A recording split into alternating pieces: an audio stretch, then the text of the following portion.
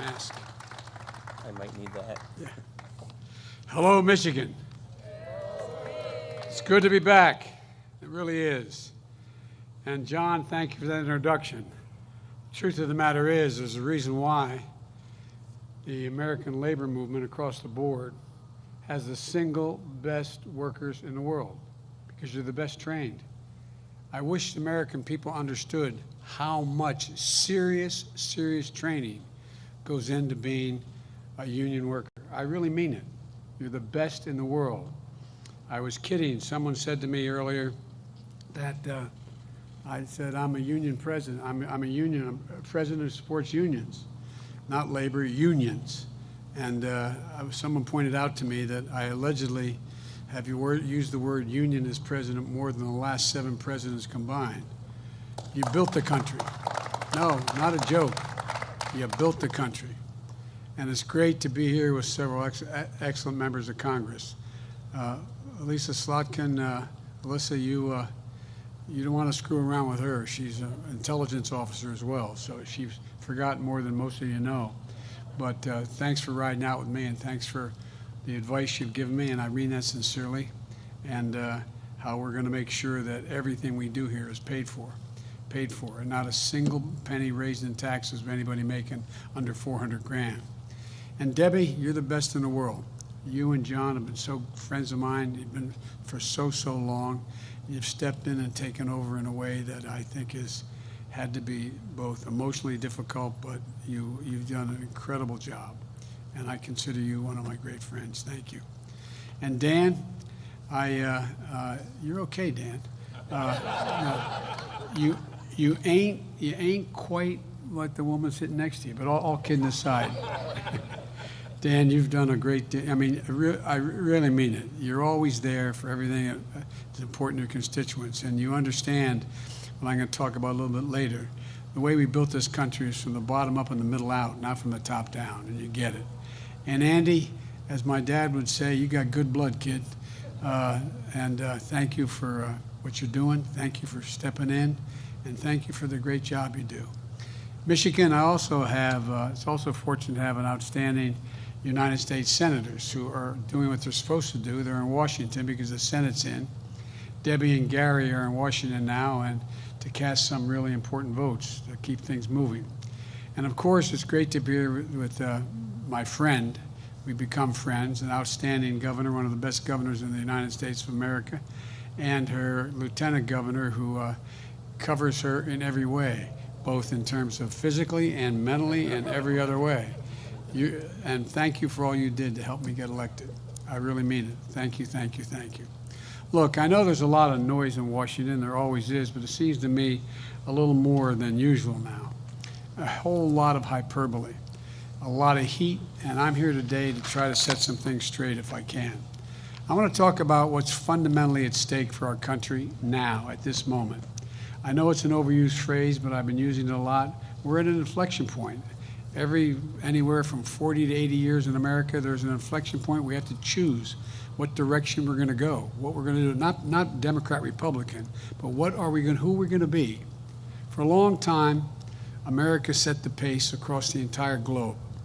For the better part of the 20th century, we led the world by a significant margin in investments in ourselves, in our people, in our country. We invested in our infrastructure, in our roads, highways, bridges, ports, airports, and the arteries of the nation that allow commerce to function smoothly and swiftly and allow us to generate significant income. We've invested in our people in opportunity. We're among the first to provide access, for example, to free education. It's the reason why in the 20th century we began to take off. It was back in the late 1890s. We decided among the first countries that we were going to be the first nation that every single American, regardless of their background, it wasn't at the time regardless of their background, but based on income, would have free 12 years of education. We invested to win the space race. We led the world in research and development, led to the creation of the internet. And but then something happened. We slowed up. We stopped investing in ourselves. America is still the largest economy in the world. We still have the most productive workers and the most innovative minds in the world. But we risk losing our edge as a nation. Our infrastructure used to be the best in the world, literally, not figuratively. Today, according to the World Economic Forum, we rank 13th. Our infrastructure, 12 nations have a better infrastructure than we do, which means they can move product, they can do so many things better than we can do it. We're among the first in the world to guarantee access to universal education. Now, the Organization of Economic Cooperation and Development ranks America 35th out of 37 major countries when it comes to investing in early childhood education as a percent of GDP. Think of that. Think of that. Of all the industrial nations in the world, the instinct Americans would say, if you asked them 25 years ago, would say we're number one. We are not. There's only 2 industrial nations that are lower than us. All those investments that fuel the strong economy, we've taken our foot off the gas. I don't know what's happened. The world has taken notice, by the way, including our adversaries. And now they're closing the gap in a big way.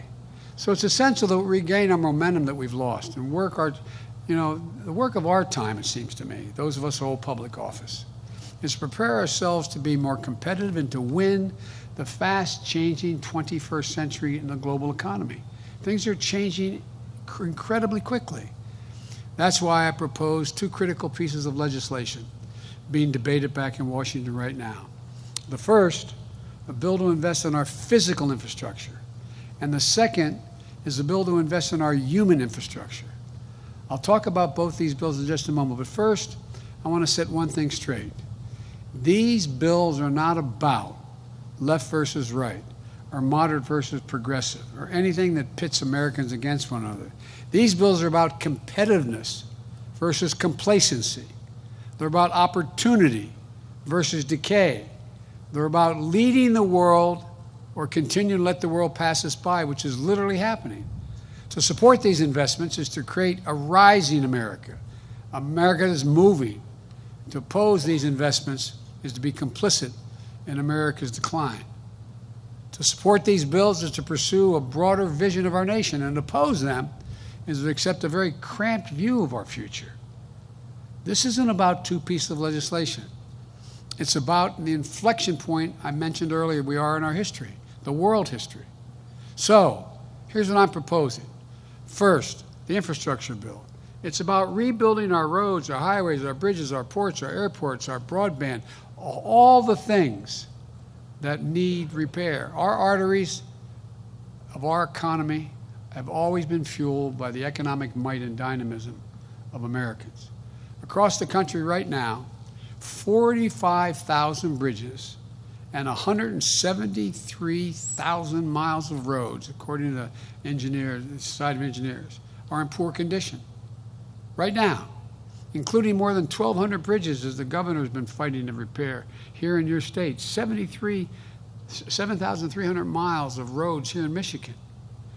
I'll bet everyone in this room can tell me what the most dangerous intersection in this town or any town they live in and where it is.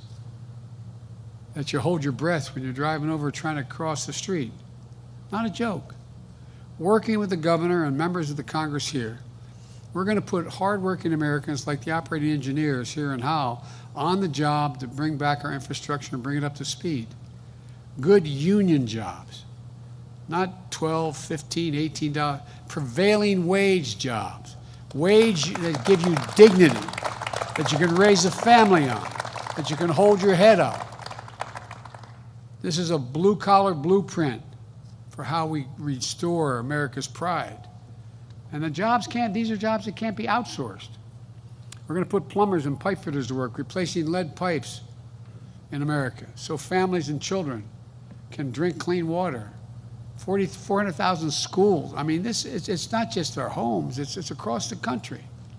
We're going to put line workers and electricians to work laying thousands of miles of transmission lines and to build a modern infrastructure and energy grid. We're going to make high-speed internet affordable and available to everywhere in America. We're talking about on the way over with Alyssa, that how short the number of people have access to the internet here because of the lack of investment. We're going to make the largest investment in public transit in American history. And we're going to make the most important investment in our rail system since the creation of Amtrak 50 years ago. And let me tell you, our competitors aren't hanging around and waiting to see what we're going to do. They've been pouring billions of dollars into infrastructure and into this training their people for years now. Take China, for example. Now, I've been clear that China uses unfair coercive practices to get ahead of their competitors, but that's not the whole of the story. They also invest in themselves. In recent years, China has spent around 3 times as much on infrastructure as a share of their economy than we have. 3 times. And they're not slowing down. Yesterday, my U.S. trade representative delivered an important speech on our competition with China. She pointed out that China made a major investment in steel plants beginning about 20 years ago. In the last 20 years, half of American steel companies have been shuttered. We went from 100 U.S. steel companies to 51. And employment in the American steel industry dropped by 40% since the year 2000. China now produces more steel in 1 month than America does in an entire year. You can see it in the sector after sector. Other countries are speeding up and America's falling behind. We've got to reset the pace again. We've got to set a different pace. For example, here in Michigan, we need to make sure that American auto workers lead the world in electric vehicles. And some of you came to the White House when I had the chairman of the board of General Motors, Chrysler, and General Motors, Chrysler, and Ford. You know, and what did they decide to do? They decided they're going to lead the world and they're going to build more of the electric vehicles than any other country. But guess what? China's not waiting around. They manufacture more than twice as many electric vehicles as we have over the last decade. They control more than 75% of the battery market. And they're poised to invest another $14 billion in charging capacity now in their country. Back in May, I had the chance to tour Ford's new state-of-the-art facility in Dearborn, where union workers are building the first ever all-electric Ford F-150. I got to drive that sucker. It's quick, 0 to 60 in 4.1 seconds. And it's a big boy. It's a big one. Months later, I hosted the big 3 automakers at the White House, where the Ford 150 was joined by the GMC Hummer and the Jeep Wagoneer, all going electric, all in partnership with the UAW. The whole world knows that the future of the auto industry is electric. We need to make sure America builds that future instead of falling behind. We should build those vehicles and the batteries to get them here in the United States of America. That's what we should build here in the state of Michigan. I want those jobs, and no, I really mean it. I want those jobs here in Michigan, not halfway around the globe. That's what my plan will do. The infrastructure bill will put in motion the union workers on the job installing national network of hundreds of thousands of charging stations along our roads and highways and communities, over 500,000 of them. And by the way, parenthetically, when you build a charging station, it's like back in the day when my grandpa worked for the American Oil Company back in the turn of in the 1920 in that area. They went from state to state convincing people that they allow them to put 20,000 gallons of gasoline under the ground. They didn't want them around. But guess what happened? Everything builds up around them. You put these charging stations along there, how are you going to see a significant economic development go well beyond the charging station? And the Build Back Better plan will boost our manufacturing capacity, investing in new and retool facilities that employ American workers with good wages and benefits. That includes grants to kickstart new battery and parts productions. That purchasing incentives for families to buy clean, union-made vehicles like the ones championed by Debbie and Dan and the Senate and the House. And loans and tax credits to boost clean vehicle manufacturing. Look, these are the kinds of investments that get America back in the game and give our workers a chance. My plan also makes historic investments in clean energy, including tax credits, to help people do things like weatherize their homes, install solar panels, develop clean energy products, to help businesses produce more clean energy. All told, this project will save literally hundreds of millions of barrels of oil on a yearly basis. Not a joke. Those credits could cut the cost of installing the rooftop solar by about 30%, helping families cut their utility bills and helping the country cut its emissions. My infrastructure bill will put Americans to work in long overdue national environmental cleanups. I want a Job Corps, just like Roosevelt had a Job Corps, but an environmental Job Corps of over 1.6 million people. That means good jobs at prevailing wages, capping hundreds of thousands of abandoned oil wells. You know, we have thousands and thousands of abandoned oil wells and gas wells and methane leaks. Well, guess what? The miners and the people who dug those wells, they'll get paid the same amount of money to cap them now. It's going to help us meet the moment of the climate crisis and do away with, it's going to create good jobs, make us more economically competitive. Folks, here in Michigan, you all know the cost of extreme weather. All remember the flooding this summer that shut down parts of I-96, the power outages and the tornado warnings. They're costing your state billions of dollars. Nationally, last year, because of extreme weather, cost America $99 billion. 99 billion taxpayers' dollars. I went all over the country. I went out west to the fires. More is burned down in the Northwest than the entire state of New Jersey. That's how much we've lost. You see what's happened with the droughts that are out there. You see reservoirs that are down 30, 40, 50 feet. You're worried about the cooling down. You're worried about whether you're going to have what the Colorado River is going to do. This is a big deal. This is gigantic. And we're not going to ease up. We're not going to ease up in any of this. We have to invest in resilience. Resilience. You saw Texas, their entire power grid went down because they had no resilience, the ability to build back and build things stronger. Why a lot of those fires in the far west? And because guess what? It's a hell of a lot safer to have those wires underground, not being knocked down by high winds and tornadoes and the like, causing fires. Look, we haven't passed a major infrastructure bill for decades in this country. It used to be a normal thing to do. It used to be a bipartisan thing to do. If we get this done, we're going to breathe new life into our economy and our workers, and we're going to breathe cleaner air. Economists left, right, and center agree.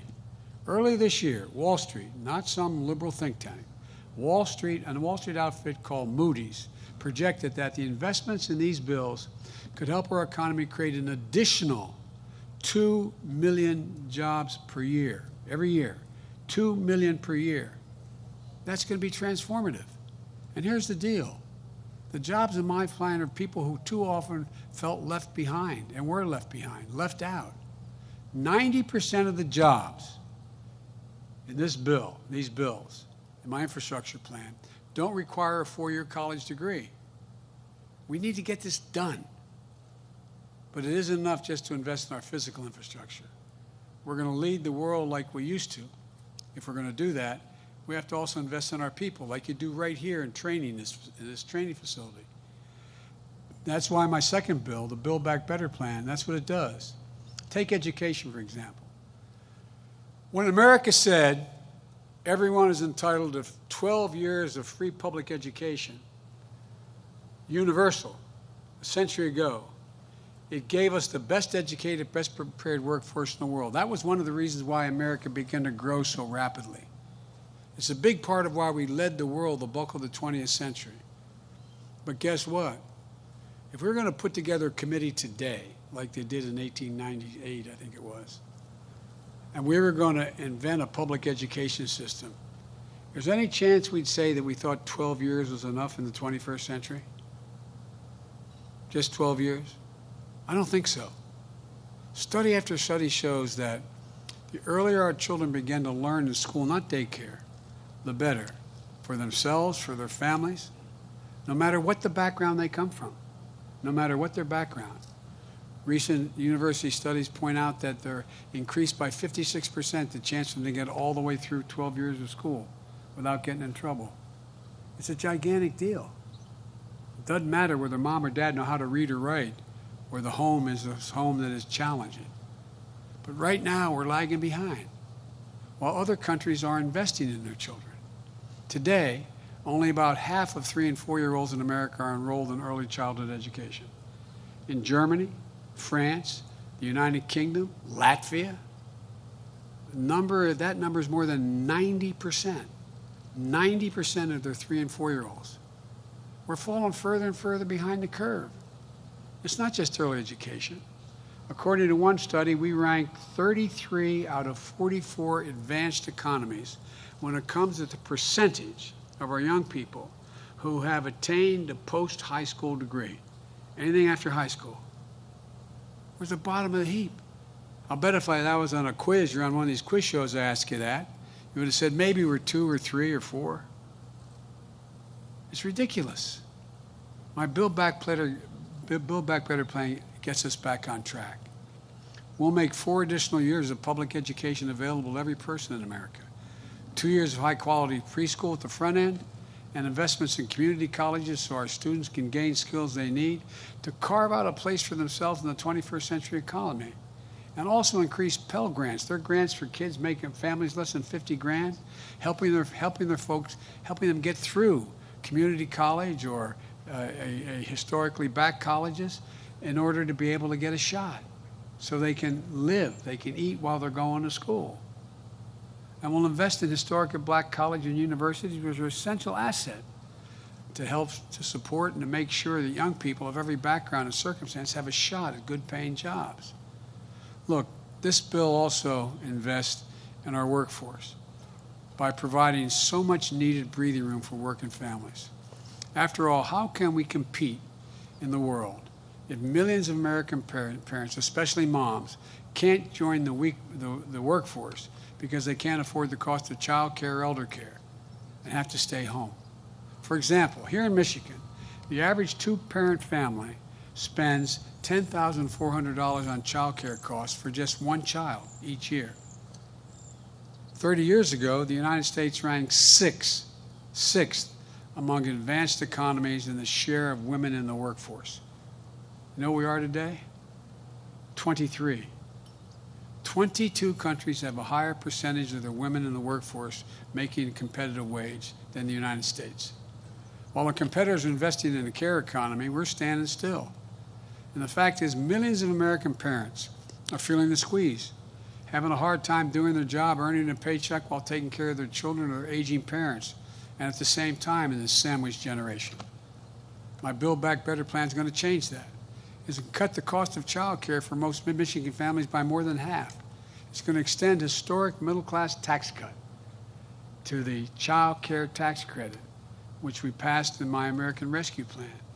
Now, most people don't know. If you walk to the average informed person, doctor, lawyer, or whatever, and said child care tax credit, they're not sure what that means. Well, what it means is, if you were making a decent salary and you had 2 kids or 3 kids or 4 under the age of 18, you get to deduct $2,000 for each child off your bottom line of your taxes you owe. Well, guess what? If you're making $15 an hour, you don't have any taxes to pay like that. So guess what? You got nothing. Zero. No help. My friends on the other team have no problem giving billionaires and millionaires gigantic tax breaks. This is a tax cut. What it does is, now, and it's in place, and people in your state are understanding it now, instead of it provides it up the ante how much you could get for a child under 7, you get $3,600 tax cut on a yearly basis.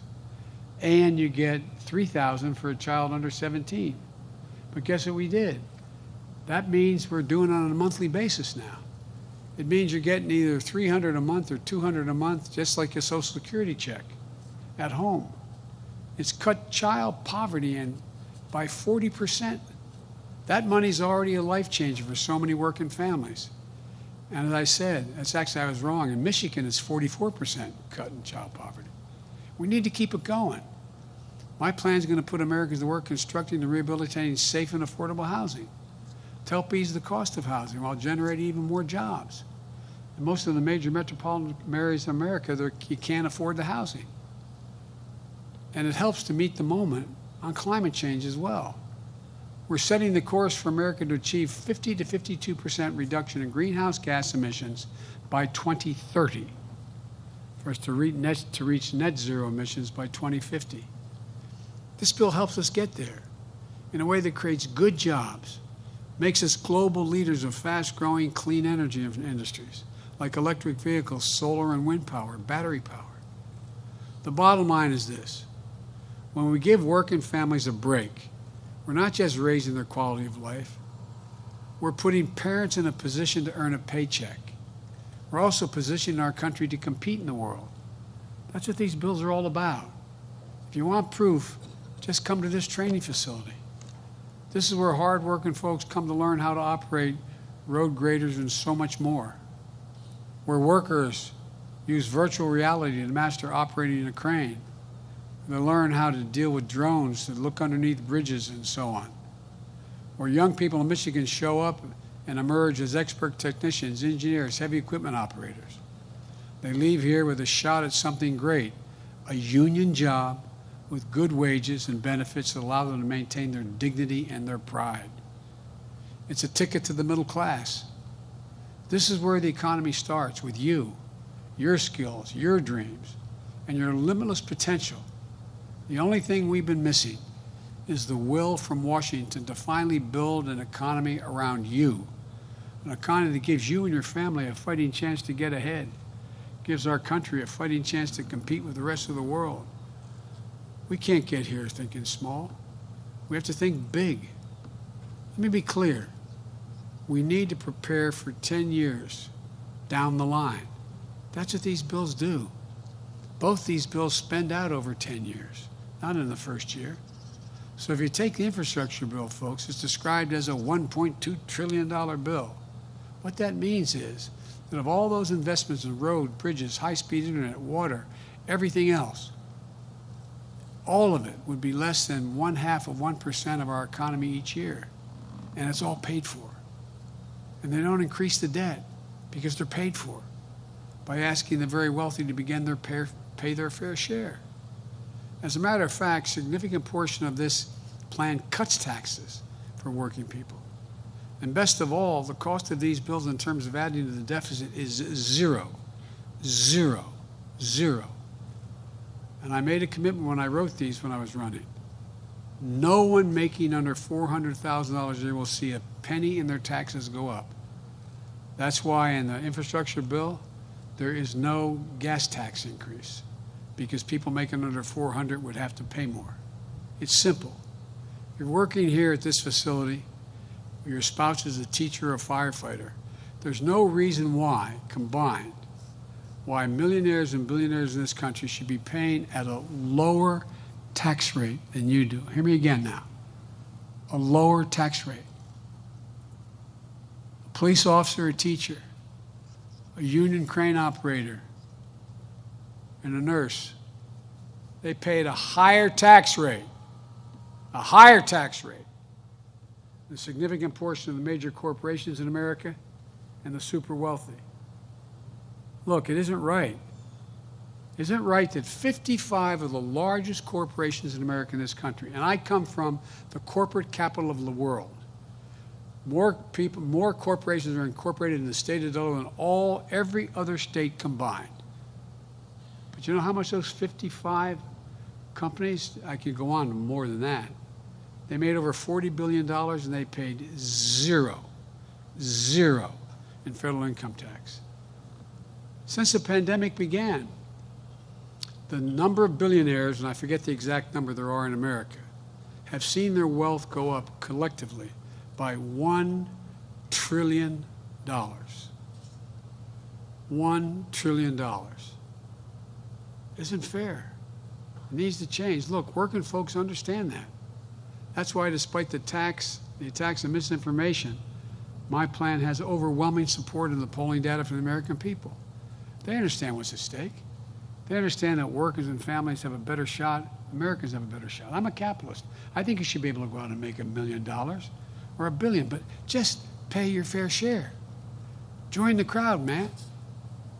They know that this is about dignity and respect.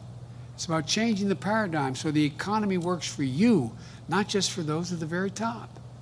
It's about building this economy from the bottom up and the middle out. That's what I've done my entire career. That's why I ran for president. As I said, I'm a capitalist. I think you should be able to make a lot of money in America, but just pay your fair share. Pay your fair share. I took this agenda to the country. They said it was time to build an economy that looks out from Scranton, Pennsylvania, where I grew up as a kid, instead of looking down from Wall Street. An economy that looks out from Howell, Michigan, and towns like it all over America, that brings people from every race, background, religion into the game. That's what, and notwithstanding some of the signs that I saw come, that's why 81 million Americans voted for me. The largest number of votes in American history. A clear majority were supported when they supported me. Look, it's now time to deliver. Let me close with this. The world's watching, not a joke. The autocrats of the world believe the world is moving so rapidly that democracies can't generate consensus quickly enough to bring their people together to get things done. They think democracy is not a joke. In my meetings with Putin, in my meetings with Xi Jinping and other leaders, they truly believe that we can't compete in the 21st century because things are moving so fast, democracies take so much time that they are so divided that they can't get together in time to act. They believe they believe they'll win the day, and they can dictate their way forward and leave us behind. They're betting, not a joke. They're betting for the first time we won't respond to this inflection point in history, that we'll fail to rise to the occasion. But you've heard me say it a lot of times. It's never, ever been a good bet to bet against the American people. Never. Look, just look back a little ways. After World War II, the United States did what we're trying to do now, invested in the American people to lead the world. At the time, presidents and Congress of both parties and Americans of all political views stepped up. I'm not being sentimental here. There was racial discrimination was a fact of life. We know how deep-rooted racism is in this country. We saw the Klan marching here in Howell generations ago, and again in recent years. It's a never-ending battle, but think about what also unfolded in these critical decades. Great protest movement. Some of the nation fulfilled its promise of equity. The GI Bill sent millions of veterans to college. The federal government helped make home ownership possible because it's the vehicle by which people can generate wealth. Most of us who come from lower and middle class backgrounds, that's how our parents were able to generate any wealth, the investments in our home. For those who could previously only dream of having a house to call their own. We invested in the interstate highway system, propelling our economy into the future. We invested in the space race, which led to huge strides in technology. We invested in something called DARPA, a program within the federal government that helped create the internet. Folks, we need to step up again. But the challenge of today is one of economic competition. Let's learn from that history. Not because it was perfect, because Americans then did what we must do now. Invest in ourselves to show the world that American democracy works. And that given half a chance, there's nothing, not a single thing, we can't achieve when we do it together. I know we can do this. I'm positive we can. I've never been more optimistic about this country than I am right now. We're going to restore faith, pride, and dignity, the future of this country. And we're going to pass both of these bills and start building this economy to beat the competition and deliver for working families. Thank you. May God bless you. May God protect our troops. Let's get this done. Thank you.